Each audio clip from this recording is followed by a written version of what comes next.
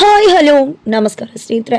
ಏನಪ್ಪ ಆಗ್ತಿದೆ ಇಲ್ಲಿ ಅಂತ ಅನ್ಕೋತಾ ಇದ್ರೆ, ಈ ಕಡೆ ಕೃಷ್ಣ ಒಳ್ಳೆಯವರಾಗಿದ್ದಾರೆ, ಆದರೆ ಚಾರುಗೆ ಕೃಷ್ಣ ಒಳ್ಳೆಯವರಾಗಿದ್ದಾರೆ ಅನ್ನೋ ಸತ್ಯನೇ ಗೊತ್ತಾಗ್ತಿಲ್ಲ. ಮನೆ ಮಗ ಅನ್ನೋ ವಿಷಯ ಅವನಿಗೆ ಗೊತ್ತಿದೆ ಅನ್ನೋದು ಕೂಡ ಗೊತ್ತಾಗ್ತಿಲ್ಲ. ಇತ್ತ ಕಡೆ ಅದಾಗ್ತಾ ಇದ್ರೆ ಆ ಕಡೆ ಮಾನ್ಯತಾ ಇಬ್ರಿಬ್ನ ಕೂಡ ತರಾಟೆಗೆ ತಗೊಳ್ತಾರೆ. ಆ ಕಡೆ ತನ್ನ ಹೆಂಡತಿ ತನ್ನ ಬೆಡಿಸ್ಕೊಂಡು ಹೋಗ್ತಾಳೆ ಅಂತ ವೆಯ್ಟ್ ಮಾಡ್ತಿರೋ ರಾಮಾಚಾರಿ, ಈ ಕಡೆ ಮಾನ್ಯತಾಗೆ ಖಡಕ್ ಆಗಿ ಎಚ್ಚರಿಕೆ ಕೊಡ್ತಿರೋ ಜೈಶಂಕರ್. ಇದೆಲ್ಲದರಲ್ಲೂ ಕೂಡ ಸ್ಟ್ರಾಂಗ್ ಗುರು ಅಂತ ಕಾಣಿಸ್ತಿರುವುದು ನಮ್ಮ ಹೆಣ್ಮಕ್ಳಿಗೆ ಸ್ಟ್ರಾಂಗ್ ಗುರು ಅನ್ನೋ ರೀತಿ ಇಷ್ಟು ದಿನ ಮೌನವಾಗಿದ್ದ ಜಾನಕಿ ಅವರು ರೆಬಲ್ ಆಗ್ತಿದ್ದಾರೆ. ಹಾಗಾದರೆ ರೆಬಲ್ ಜಾನಕಿ ಕೊಡೋ ಆ ಒಂದು ಗೂಸ ಹೇಗಿರುತ್ತೆ, ಇದೆಲ್ಲವನ್ನ ಕೂಡ ತಿಳ್ಕೊಬೇಕು ಅಂದರೆ ಈಗಲೇ ನಮ್ಮ ಈ ಚಾನಲ್ನ ಸಬ್ಸ್ಕ್ರೈಬ್ ಮಾಡಿ, ಹಾಗೆ ಒಂದು ವಿಡಿಯೋವನ್ನು ಪೂರ್ತಿಯಾಗಿ ನೋಡಿ. ಇಲ್ಲಿ ಚಾರು ನಾರಾಯಣಾಚಾರ್ ಮನೆಯ ಹಾಗೆ ರಾಮಾಚಾರ್ಯ ಮರ್ಯಾದೆನ ಉಳಿಸ್ಬಿಡ್ತಾಳೆ. ಮನೆಯಲ್ಲಿ ಎಲ್ಲರೂ ಕೂಡ ಬಂದಿರ್ತಕ್ಕಂಥ ದೊಡ್ಡ ದೊಡ್ಡ ಪಂಡಿತರು ಪುರೋಹಿತರು ತುಂಬಾ ಖುಷಿಪಟ್ಟು ನಾರಾಯಣಾಚಾರ್ ಮನೆ ಸೊಸೆ ಅನ್ನೋದಕ್ಕೆ ಒಂದು ಒಳ್ಳೆ ಎಕ್ಸಾಂಪಲ್ ಕೊಟ್ಟೆ. ಸೊಸೆ ಇದ್ರೆ ನಿನ್ನ ಆಗಿರಬೇಕು, ಆ ಮನೆತನದ ಮರ್ಯಾದೆನ ಉಳಿಸ್ಬಿಟ್ಟ. ರಾಮಾಚಾರಿ ಮತ್ತೆ ಆ ಮನೆಗೆ ತಕ್ಕ ಸೊಸೆ ಹೆಂಡತಿ ಅಂತ ಅನ್ನಿಸ್ಕೊಂಡ್ಬಿಟ್ಟ ರೆಸ್ಪೆಕ್ಟಿವ್ಲಿ ಅಂತ ಹೇಳ್ತಾ ಇದ್ದಾರೆ. ಇದನ್ಯಾವುದನ್ನ ಕೂಡ ಮಾನ್ಯತೆಯಿಂದ ಸಹಿಸೋಕೆ ಆಗ್ತಾನೆ ಇಲ್ಲ. ಈಗಲೂ ಕೂಡ ತನ್ನ ಗಂಡನ ಒಂದು ರೆಪ್ರೆಸೆಂಟೇಟಿವ್ ಆಗಿ ಬಂದಿದ್ದಂತಹ ಚಾರು ಆ ಮನೇಲಿ ಒಂದು ತೊಟ್ಟು ನೀರನ್ನ ಕೂಡ ಕುಡಿದ ತನ್ನ ತಮ್ಮ ತಂದು ಕೊಟ್ಟಿದ್ದಂಥ ಆ ಒಂದು ಪೊಂಗಲನ್ನು ತಗೊಂಡು ಆ ಮನೆಯಿಂದ ಹೊರಡ್ತಾಳೆ. ಅಪ್ಪಂಗಂತೂ ತನ್ನ ಮಗಳ ಮೇಲೆ ಬೆಟ್ಟದಷ್ಟು ಪ್ರೀತಿ, ಈಗ ಮಗದಷ್ಟು ಗೌರವ. ಜೊತೆಗೆ ಈ ಕಡೆ ರಾಮಾಚಾರಿಗಂತೂ ತನ್ನ ಹೆಂಡತಿ ಮೇಲೆ ಇರೋ ಪ್ರೀತಿ 1000 ಪಟ್ಟು ಜಾಸ್ತಿ ಆಗಿದೆ. ಹೆಂಡತಿ ಸಿಕ್ಕಿದ್ರೆ ಚಾರು ಅಂತ ಹೆಂಡತಿನೇ ಸಿಗಬೇಕು. ಎಂಥ ಅದೃಷ್ಟ ಮಾಡಿದೆ ನಾನು, ಇಂಥ ಅದೃಷ್ಟ ಮಾಡಿರ್ತೀನಿ ಅಂತ ಅನ್ಕೊಂಡಿರ್ದಿರೋ ಅಷ್ಟು ಒಳ್ಳೆ ಹೆಂಡತಿ ತನಗೆ ಸಿಕ್ಕಿದಾಳೆ ಅನ್ನೋ ಖುಷಿ.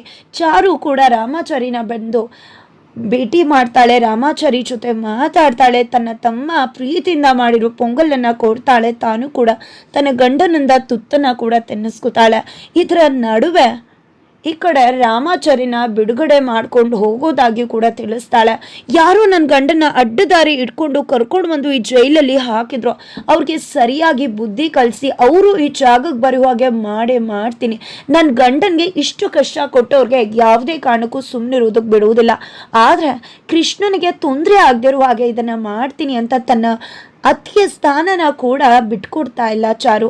ಆದರೆ ಇದಕ್ಕೋಸ್ಕರ ನೀವು ತಪ್ಪ ಹಾದಿನ ತುಳಿಯೋದಿಲ್ಲ ಅಲ್ವಾ ಮೇಡಮ್ ಅಂತ ರಾಮಾಚಾರಿ ಕೇಳಿದಕ್ಕೆ, ಏನು ಮಾತಾಡ್ತಿದ್ಯಾ ರಾಮಾಚಾರಿ, ಕೃಷ್ಣನೇ ಹೇಳಿಲ್ವಾ ಕೆಟ್ಟವ್ರಿಗೆ ಬುದ್ಧಿ ಕಲಿಸ್ಬೇಕು ಅಂದರೆ ಕೆಟ್ಟ ಹಾದಿಲಿ ಹೋದ್ರೂ ಪರವಾಗಿಲ್ಲ ಅಂತ. ಅಂದಮೇಲೆ ಇಂಥ ಕೆಲಸ ಮಾಡಿರೋರಿಗೆ ಬುದ್ಧಿ ಕಲಿಸ್ಬೇಕು ಅಂದರೆ ಅವ್ರದ್ದೇ ಹಾದಿಲಿ ಹೋಗಿ ಬುದ್ಧಿ ಕಲಿಸ್ಬೇಕು. ನೀನೇನು ಯೋಚನೆ ಮಾಡಬೇಡ, ನನ್ಗೆ ಗೊತ್ತದ ಯಾವ ರೀತಿ ನಿನ್ನನ್ನು ಹೊರಗಡೆ ಕರ್ಕೊಂಡು ಬಂದು ಅವ್ರನ್ನ ಒಳಗಡೆ ಕೂರಿಸ್ಬೇಕು ಅಂತ. ಆ ಕೆಲಸ ಮಾಡ್ತೀನಿ, ಇಲ್ಲ ಅಂದ್ರೆ ನಾನು ಮಿಸ್ಸಸ್ ರಾಮಾಚಾರಿನೇ ಅಲ್ಲ ಅಂತ ಸವಾಲ್ ಹಾಕ್ತಾಳೆ. ನಂತರ ಈ ಕಡೆ ಮನೇಲಿ ಕೋದಂಡ್ ಅವರು ಬಂದಾಗ ಜಾನಕಿ ಅವರು ತುಂಬಾನೇ ಕೋಪ ಮಾಡ್ಕೋತಾರೆ. ಆ ಶಿಲಾನ್ಯಾಸಕ್ಕೆ ಹೋಗ್ದೇನೂ ಇರಬಹುದಿತ್ತು, ಮನೆ ಮರ್ಯಾದೆ ಉಳಿಸ್ಬಹುದಿತ್ತು. ಈಗ ಅಲ್ಲೂ ಕೂಡ ಪೂಜೆ ಆಗ್ಲಿಲ್ಲ, ನೀ ಕಲ್ತಿರೋ ಬುದ್ಧಿಗೆ ದೇವ್ರ ಈ ರೀತಿ ಮಾಡಿದಾನೆ ಅಂತ. ಆದ್ರೆ ವೈಶ್ವಾಕ ಮಾತ್ರ ತನ್ನ ಗಂಡನ ಪರ ಬ್ಯಾಟಿಂಗ್ ಮಾಡ್ತಾಳೆ. ಏನ್ ಮಾತಾಡ್ತಿದ್ರ ರಾಮಾಚಾರಿ, ಇಲ್ಲದೆ ಇದ್ದಾಗ ನನ್ ಗಂಡ ಬೇಕು, ಇದ್ದಾಗ ನನ್ ಗಂಡ ಬೇಡ, ನನ್ ಗಂಡನ ಮಿಸ್ಯೂಸ್ ಮಾಡ್ಕೋತಿದ್ರ ಅಂತ. ಅದು ಹಾಗಲ್ಲ ಅಂತ ಹೇಳ್ತಿದ್ರು ಕೂಡ ವೈಶಾಖ ಸುಮ್ಮನೆ ಬಿಡ್ತಾನೆ ಇಲ್ಲ. ನೀವು ಹೋಗ್ಬಿಟ್ಟು ನಿಮ್ಮ ಮಗ ರಾಮಾಚಾರ್ಯನ್ ಕೇಳಬೇಕು, ಗಂಟ್ಲು ಯಾಕೆ ಹಾಳು ಮಾಡ್ಕೊಂಡ ಅಂತ. ಅದನ್ನ ಬಿಟ್ಬಿಟ್ಟು ನನ್ನ ಗಂಡನ್ ಬಂದ್ಬಿಟ್ಟು ಮರ್ಯಾದೆ ತೆಗೆದ್ರಿ ಅಂದ್ರೆ ಅದನ್ನ ನಾನು ಕೇಳ್ಕೊಂಡಿರ್ಬೇಕಾ ಅಂತ. ಆದ್ರೆ ಮುರಾರಿ ಅವ್ರು ಬಂದು ಒಂದು ಬಿಗ್ ಶಾಕ್ ಕೊಡ್ತಾರೆ. ಈ ಮನೆ ಕಿರಿ ಸೊಸೆ ಯಾವುದೇ ಕಾರಣಕ್ಕೂ ಕೂಡ ಈ ಮನೆ ಮರ್ಯಾದೆ ಹೋಗೋದಕ್ಕೆ ಬಿಡ್ಲಿಲ್ಲ ಅಂತ. ಬಟ್ ವೈಶಾಖ ಅನ್ಕೊಳ್ಳೋದು ದೊಡ್ಡ ದೊಡ್ಡ ಪುರೋಹಿತರನ್ನ ಕಟ್ಸು ದುಡ್ಡಿಟ್ಟಿದ್ದಾಳೆ, ಪೂಜೆ ಮಾಡಿಸಿದಾಳೆ ಅಂತ. ಆದ್ರೆ ಬಿಗ್ ಶಾಕ್ ಆಗಿದೆ. ಚಾರುನೇ ಪೌರೋಹಿತ್ಯ ಮಾಡಿರ್ತಕ್ಕಂಥ ವಿಷಯ ಗೊತ್ತಾಗುತ್ತೆ. ಹೆಣ್ಮಕ್ಳು ಮಾಡಬಾರ್ದಲ್ಲ ಅಂತ ವೈಶಾಖ ರೈಸ್ ಮಾಡಿದಾಗ ಅದಕ್ಕೂ ಕೂಡ ಸಮಂಜಸವಾದ ಉತ್ತರನ ಕೊಟ್ರು ಅಂತ ಮುರಾರಿ ಹೇಳ್ತಾರೆ. ಎಲ್ಲರೂ ಕೂಡ ಎಷ್ಟು ಹೊಗಳಿದ್ರು ಅಂದ್ರೆ ಕೇಳಿಸ್ಕೊಳ್ಳೋಕೆ ಖುಷಿ ಆಗ್ತಿತ್ತು ಅಂತ. ಇದರಿಂದಾಗಿ ಅವ್ರಿಗೂ ಕೂಡ ತುಂಬಾನೇ ಖುಷಿ ಆಗತ್ತೆ. ಈ ಕಡೆ ಮಾನ್ಯತಾಗೆ ಟೆನ್ಷನ್ ಆಗಿದೆ. ಅಲ್ಲಿ ಜೈಶಂಕರ್ ಅವರು ಮಾನ್ಯತಾಗೆ ಚಾರ್ಜ್ ಮಾಡ್ತಿದ್ದಾರೆ. ನೋಡು, ನನ್ಗೆ ಯಾಕೋ ಅನುಮಾನ ಬರ್ತಿದೆ, ನೀನೇನಾದ್ರೂ ನನ್ನ ಮಗ ಮತ್ತೆ ನನ್ನ ಅಳಿಯನ್ ವಿಷಯದಲ್ಲಿ ತಪ್ಪಾಗಿ ನಡ್ಕೊಂಡು ನನ್ನ ಮಗಳ ಜೀವನ ಹಾಳು ಮಾಡಕ್ ಹೋಗಿದ್ಯಾ ಅಂತ ಗೊತ್ತಾದ್ರೆ ಖಂಡಿತ ಈ ಬಾರಿ ಸುಮ್ಮನಿರಲ್ಲ ಮಾನ್ಯತಾ, ನಿನ್ನ ಮುಖಕ್ಕೆ ಡಿವೋರ್ಸ್ ಬಿಟ್ಟಿಸಾಕ್ತೀನಿ. ಇದಂತೂ ಸ್ವತಃಸಿದ್ಧವಾದ ಮಾತು ಅಂತ ಹೇಳ್ತಿದ್ದಾರೆ ಜೈಶಂಕರ್. ನಂತರ ಈ ಕಡೆ ಮಾನ್ಯತಾ ವೈಶ್ವಕ ಹಾಗೆ ಕೇಕೆ ಇಬ್ರನ್ನ ಕರೆದು ಏನ್ ಮಾಡ್ತಿದ್ದೀರಾ ನೀವು, ನಾನೇನು ಹೇಳಿದೆ ನೀವೇನ್ ಮಾಡ್ತಿದ್ರ. ಅಲ್ಲಿ ಬಂದು ಚಾರು ಪೌರೋಹಿತ್ಯನ ಮಾಡಿ ಎಲ್ಲರಿಂದ ಮೆಚ್ಚುಗೆ ಗಳಿಸಿದ್ಲು. ಅವ್ರ ಮನೆ ಮರ್ಯಾದೆ ಹೋಯ್ತಾ, ಅವಳು ಹೇಗೆ ಮಂತ್ರನ ಪಠಣೆ ಮಾಡಿದ್ಲು ಗೊತ್ತಿದ್ಯಾ, ಇದನ್ನೆಲ್ಲ ಕೂಡ ನಿಮ್ಮಿಂದ ತಡೆಯೋಕ್ಕಾಯ್ತಾ? ಜೊತೆಗೆ ಏನು ಮಾಡ್ತಿದ್ಯಾ ಕೇಕೆ? ನನ್ನ ಗಂಡ ನನ್ನ ಗಂಡ ನನ್ನ ಗಂಡ ಅಂತ ನನ್ನ ಮಗಳು ಬೀಗ್ತಾ ಇದ್ದಾಳೆ. ನಿನ್ನನ್ನು ನಾನು ಯಾಕಿಲ್ಲ ಕಳಿಸ್ದೆ? ನೀನೇನು ಮಾಡ್ತಿದ್ಯಾ? ಒಮ್ಮೆನಾದರೂ ಅವಳು ತನ್ನ ತವರು ಮನೆಗೆ ಬರಬೇಕು, ನನ್ನ ಗಂಡ ಬೇಡ ಅಂತ ಅನಿಸಿದ್ದಿದ್ಯಾ? ಮೊದಲು ನಾನು ಕೊಟ್ಟಿರೋ ಕೆಲಸನ ಸರಿಯಾಗಿ ಮಾಡಿದ್ರೆ ಸರಿ ಇಬ್ರು, ಇಲ್ಲ ಅಂದರೆ ಇಬ್ರಿಗೂ ಕೂಡ ಗ್ರಹಚಾರನ ಬಿಡಿಸ್ಬಿಡ್ತೀನಿ ಅಂತ ಆವಾಜ್ ಆಗ್ತಾರೆ. ನಂತರ ಈ ಕಡೆ ವೈಶಾಖ ಅಂತೂ ತುಂಬ ಟೆನ್ಸ್ಟ್ ಮಾಡಿಕೊಂಡು ತನ್ನ ಅಪ್ಪನ ಮನೆಗೆ ಹೋಗಿದ್ದಾಳೆ. ಈ ಕಡೆ ಚಾರು ಬರ್ತಾಳೆ. ಎಲ್ಲಿ ಹೋಗಿದ್ದೆ ಅಮ್ಮ ಅಂತ ಕೇಳಿದಾಗ ರಾಮನ್ ದೇವ್ರಿಗೆ ಅಂತ ಹೇಳ್ತಾಳೆ. ಬಟ್ ಆ ಕೃಷ್ಣ ಅಂತ ಮಾತಿನ ಮಧ್ಯ ಬಂದ್ಬಿಡುತ್ತೆ. ಏನಮ್ಮ ರಾಮದೇವ್ರು ಅಂದೆ ಅಂದಾಗ ಎರಡೂ ಕೂಡ ಒಂದೇ ದರವಲ್ವಾ, ಪರವಾಗಿಲ್ಲ, ಎರಡೂ ಕೂಡ ವಿಷ್ಣುವಿನ ಅವತಾರನೇ ಅಂತ ಜಾನಕಿ ಅವರೇ ಸುಮ್ಮನೆ ಆಗ್ತಾರೆ. ನಂತರ ತುಂಬ ಖುಷಿ ಆಯ್ತಮ್ಮ ನಿನ್ನ ಮನೆ ಮರ್ಯಾದೆ ಉಳಿಸೋದಕ್ಕೆ ಅಂತಿದ್ರೆ. ಈ ಕಡೆ ಕೇಕೆನ ಅಂದರೆ ರಾಮಾಚಾರಿನ ಅಮ್ಮ ಕರೆದು, ಬಾ ಇಲ್ಲಿ ರಾಮಾಚಾರಿ, ನಿನ್ಗೊಂದು ವಿಷಯ ಸರ್ಪ್ರೈಸ್ ಕಾದಿದೆ. ನಿನ್ನ ಹೆಂಡ್ತಿನ ಇವತ್ತು ಪೌರೋಹಿತ್ಯ ಮಾಡಿ ನಮ್ಮ ಇಡೀ ಮನೆ ಮರ್ಯಾದೆನ ಉಳಿಸಿದಾಳೆ ಅಂತ ಹೇಳ್ತಿದ್ರೆ. ಥ್ಯಾಂಕ್ ಯು ಮೇಡಮ್ ಅಂತ ಹೇಳಿ ಕೈ ಮುಗಿತಿದ್ದಾನೆ. ನಂತರ ಈ ಕಡೆ ಚಾರುಗೆ ಆಶ್ಚರ್ಯ ಆಗತ್ತೆ. ಜೊತೆಗೆ ಅತ್ತೆ ಯಾವುದೇ ಕಾರಣಕ್ಕೂ ಕೂಡ ಈ ಮನೆ ಸುಸಿಯಾಗಿ ನಾನು ಮುಂದೆ ನಾಣಾಚಾರ್ಯ ಅವರ ಮರ್ಯಾದೆ ಹೋಗ್ತಿದ್ರೆ ಅದನ್ನು ನೋಡ್ಕೊಂಡು ನಾನು ಸುಮ್ಮನಿರುವುದಿಲ್ಲ. ಯಾವುದೇ ಕಾರಣಕ್ಕೂ ಈ ಮನೆ ಮರ್ಯಾದೆ ಹೋಗೋದಕ್ಕೆ ನಾನು ಬಿಡುವುದಿಲ್ಲ ಅಂತ ಹೇಳ್ತಿದ್ದಾಳೆ. ಈ ಗಂಟ್ಲು ಸರಿ ಹೋಯ್ತಾ ಮಗ್ನೆ ಅಂತ ಕೇಳ್ತಿದ್ರೆ. ಹಾಂ ಸರಿ ಹೋಯ್ತು ಅಂದಾಗ ಹಾಗಂತ ಸುಮ್ಮನೆ ಇರಬೇಡ, ಒಂದು 3 ಹೊತ್ತು ಕಷಾಯ ಮಾಡ್ಕೊಂಡು ಕುಡಿ ಆಯಿತಾ, ನಾನೇ ಕಷಾಯ ಮಾಡ್ಕೊಂಡು ತೊಗೊಂಡು ಬರ್ತೀನಿ ಅಂತ ಜಾನಕಿ ಅವ್ರು ಹೋಗ್ತಾರೆ. ನಂತರ ಇಲ್ಲಿ ಚಾರು ಮಾತ್ರ, ಏನು ಎಂಥ ಮಗ ನೀನು, ಮನೆ ಮರ್ಯಾದೆನೇ ಹೊರಗಡೆ ದಬ್ಬಿಟ್ಯಲ್ಲ, ನಾಚಿಕೆ ಆಗೋದಿಲ್ವಾ? ಎಂಥ ತಾಯಿಗೆ ಎಂಥ ಮಗ ಹುಟ್ಟಿದ್ಯಾ? ತನ್ನ ಮನೆ ಮರ್ಯಾದೆನೇ ಬೀದಿ ಪಾಲ್ ಮಾಡೋಕೆ ರೆಡಿ ಆಗಿದೆಯಲ್ಲ. ನಿನಗೆ ಎಷ್ಟೆಲ್ಲ ಹೋಗ್ತೀನಿ ಅಂತ ಬೆಳಿಗ್ಗೆ ನಾಟಕ ಮಾಡಿ ಈಗ ಮಾತು ಬರ್ತಿದೆ, ಆಗ್ತಾನೆ ಮಾತು ಬರ್ತಿಲ್ಲ ಅಂದ. ಇಲ್ಲೇ ಗೊತ್ತಾಗಲ್ವಾ ನೀನು ಇಷ್ಟೊತ್ತು ಮಾಡಿದ್ದು ನಾಟಕ ಅಂತ ಅಂತಿದೆ. ಅದು ಚಾರು ಮೇಡಮ್ ಸ್ವಲ್ಪ ದಯವಿಟ್ಟು ನನ್ನ ಮಾತು ಕೇಳಿ ಅಂದಾಗ ಏನೇನು ಮಾತು ಕೇಳ್ತಾರೆ, ನೀನು ಎಂಥವನು ಅಂತ ನಂಗೆ ತುಂಬ ಚೆನ್ನಾಗಿ ಗೊತ್ತು ಅಂತ ಹೇಳಿ ಕುಪ್ಪ ಮಾಡಿಕೊಂಡು ಚಾರು ಹೋಗೇ ಬಿಡ್ತಾಳೆ. ಅವ್ಳಿಗೆ ಇನ್ನೂ ಕೂಡ ಅನುಮಾನ ಇನ್ನೇನಾದರೂ ಸ್ಕೆಚ್ ಮಾಡ್ತಿದ್ದಾನೆ ಅಂತ. ಆದರೆ ಇಲ್ಲಿ ವೈಶಾಖ ತನ್ನ ಅಮ್ಮನ ಮನೆಗೆ ಬರ್ತಾಳೆ. ಬಂದಿದೆ, ತುಂಬ ಸಿಟ್ಟು ಮಾಡ್ಕೊಂಡಿದ್ದಾಳೆ. ಯಾಕಕ್ಕ ಏನಾಯಿತು ಅಂದಾಗ ಆ ನಾರಾಯಣಾಚಾರ್ ಮನೇಲಿ ಮನೆ ಮರ್ಯಾದೆನೂ ಹೋಗಲಿಲ್ಲ, ಏನೂ ಹೋಗಲಿಲ್ಲ.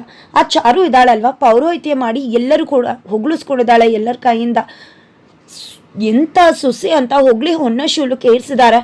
ನಾವು ಏನು ಮಾಡಿಕೊಂಡ್ರು ಕೂಡ ಆಗ್ತಾನೆ ಇಲ್ಲ.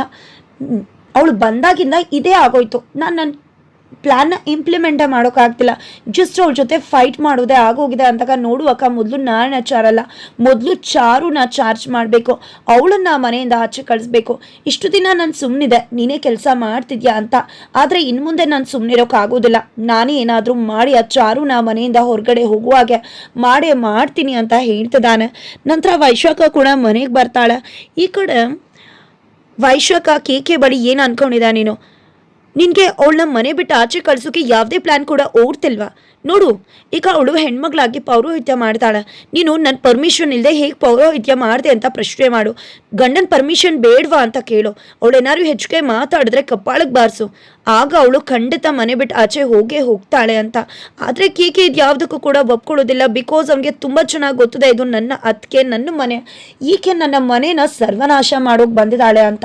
ಹಾಗಾಗಿ ನನ್ನಿಂದ ಆಗೋದಿಲ್ಲ ಅಂದಾಗ ಈ ಕಡೆ ವೈಶಾಖ, ಇರು, ನಿನಗೆ ಮಾನ್ಯತಾ ಮೇಡಮ್ಗೆ ಹೇಳ್ತೀನಿ, ಅದಕ್ಕೂ ಮೊದಲು ನಾನೇ ಅವಳನ್ನ ವಿಚಾರಿಸ್ಕೋತೀನಿ ಅಂತ ಅವಳೇ ಒಳಗಡೆ ಹೋಗ್ತಾಳೆ. ಏನೇ ಅನ್ಕೊಂಡಿದ್ಯಾ ಚಾರು, ನೀನು ಈ ಮನೆ ಮರ್ಯಾದೆ ತೆಗಿಬೇಕು ಅನ್ಕೊಂಡಿದ್ಯಾ? ಏನು ಮರ್ಯಾದೆ ಕಾಪಾಡಿದ್ಲು ಅಂತ ಪೌರೋಹಿತ್ರನ ಯಾರಾದರೂ ಹೆಣ್ಮಕ್ಳು ಮಾಡ್ತಾರ? ಅದಕ್ಕೂ ಮೇರೆ ಮಾಡಿದ್ಯಲ್ಲ. ನಿನ್ನ ಮನೆ ದೊಡ್ಡದು ಮತ್ತು ನಿನ್ನ ಗಂಡನ ಪರ್ಮಿಷನ್ ತೊಗೊಂಡು ಮಾಡಿದ್ಯಾ? ಏನು ಅನ್ಕೊಂಡ್ಬಿಟ್ಟಿದ್ಯಾ ನೀನೇ ಅಂತ ಕೇಳ್ತಿದ್ರೆ ಏನಮ್ಮ ಮಾತಾಡ್ತಿದ್ಯಾ? ಮನೆ ಮರ್ಯಾದೆ ಉಳಿಸಿದಾಳ ಅವಳು. ಮನೆ ಮರ್ಯಾದೆ ಉಳಿಸೋರ್ ಬಗ್ಗೆ ಈ ರೀತಿ ಮಾತಾಡ್ತಿದ್ಯಲ್ಲ, ನಾಚಿಕೆ ಆಗಲ್ವಾ? ನಿನ್ಗೆ ಯಾವ ಯೋಗ್ಯತೆ ಇದೆ ಅಂತ ಮಾತಾಡ್ತಿದ್ಯಾ? ಏನು ತಪ್ಪಿದೆ ಪೂಜೆ ಮಾಡೋದ್ರಲ್ಲಿ? ನನ್ನ ಸೊಸೆ ಮನೆ ಮರ್ಯಾದೆ ಉಳಿಸಿದಾಳೆ, ಮನೆ ಮರ್ಯಾದೆ ಹೋಗಬೇಕಾಗಿತ್ತು ಅಂತ ಮಾತಾಡ್ತಾ ಇದೆಯಾ? ಸುಮ್ಮನೆ ವಿನಾಕಾರಣ ಇನ್ನು ಮುಂದೆ ಯಾವುದೇ ಕಾರಣಕ್ಕೂ ನನ್ನ ಸೊಸೆನ ಅನ್ನೋದು, ಆಡೋದು, ಇಲ್ಲದೇ ಇರೋದನ್ನೆಲ್ಲ ಮಾತಾಡೋದನ್ನ ಇಟ್ಕೋಬೇಡ ಅಂತ ಜಾನಕಿ ಅವರು ಪ್ರಥಮವಾಗಿ ತಮ್ಮ ಮತ್ತೊಂದು ಮುಖದ ದರ್ಶನ ಮಾಡಿಸ್ತಾ ಇದ್ದಾರೆ. ಈ ಕಡೆ ವೈಶಾಖ ಅಂತೂ ಫುಲ್ ಶಾಕ್ ಹೊಡೆದು ನಿಂತ್ಕೋತಿದ್ರೆ, ಈ ಕಡೆ ಚಾರುಗೂ ಕೂಡ ಅತ್ತೆನ ನೋಡಿ ಶಾಕ್ ಆಗ್ತಿದೆ. ಅತ್ತೆಮ್ಮ, ನೀವು ಈ ರೀತಿ ಮಾತಾಡ್ತೀರಾ ಅಂತಾಗ ಮಾತಾಡ್ಲೇಬೇಕಾಗತ್ತಮ್ಮ. ಮನೆ ಮರ್ಯಾದೆ ಹೋಗಿ ಮನೆ ಮರ್ಯಾದೆ ಉಳಿಸ್ತಿದ್ಯಾ ನೀನು? ಅಂಥದ್ರಲ್ಲಿ ಉಳಿಸಿದ್ ನಿನಗೆ ಮಾತಾಡ್ತಿದ್ದಾರೆ ಅಂದರೆ ಹಾಗಂತ ನಾನು ಸುಮ್ಮನಿರೋಕ್ಕಾಗತ್ತಾ? ಅದಕ್ಕೆ ಮಾತಾಡ್ದೆ ಅಂತ ಹೇಳ್ತಿದ್ದಾರೆ.